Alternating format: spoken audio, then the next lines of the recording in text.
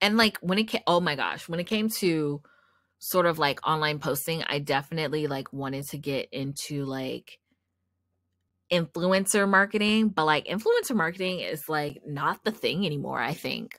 Um so like back when we first kind of like launched, Kim and I were like, let's try to see if we can like sponsor someone, right? Like if we can give a sponsorship. Oh, oh, how naive we were. Listen, Linda, listen.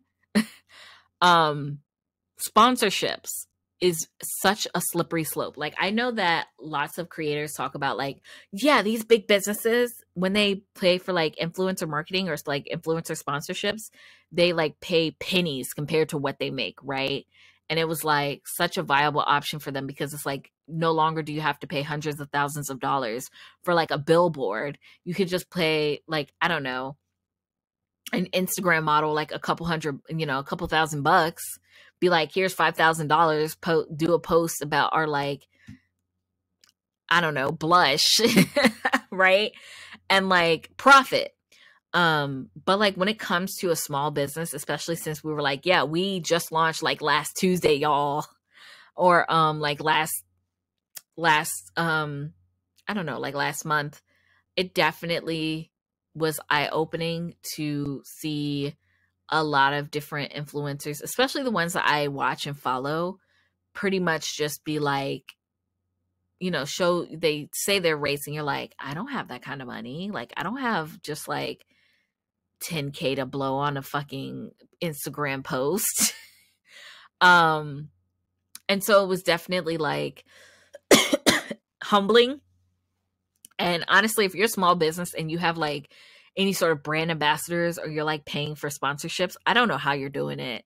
God bless y'all, because like that shit is mad expensive. It's really expensive if you're a small business. If you're a big business and you have it, then like it probably isn't anything to you, but like yeah, and it definitely was like eye-opening to receive a no from someone who was like, "Oh, I'm booked and busy."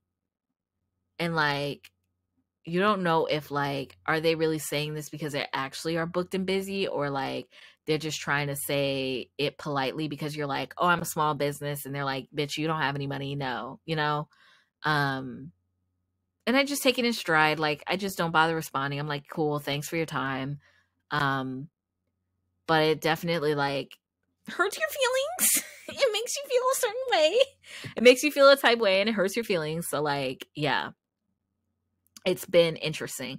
But even with influencer marketing, I've been seeing a lot more people talk about like, if you really want to grow your business, just grow organically, right? Like post, make an account, start posting and gain followers by that, like that, and go that route instead of just trying to do like the influencer content creator thing. And I definitely see why they say that with like things happening in today's day and age, where it's like if an influencer gets canceled because they, I don't know, said something racist, or they said something homophobic, or like their past got dug up where they did something problematic. Well, now like your sales go down and like your business is affected because X, Y, and Z. And like, I definitely understand that. I definitely feel that. So like, it's a lot of things to consider, or like even the fact of like, oh, I feel nervous to bring this up, but like the Michaela Noguera controversy, where like she was like straight up just lying about the products. She was like sponsored by this like, I forget, I don't even remember who it was, for their this new mascara that this makeup company had, and like she put on false eyelashes, and like it's like, okay, but like your audience follows you because you're relatable and because they trust you. And so like when you're lying to them about how a product was, or like how a product works, like that completely destroys their trust. You get what I'm saying?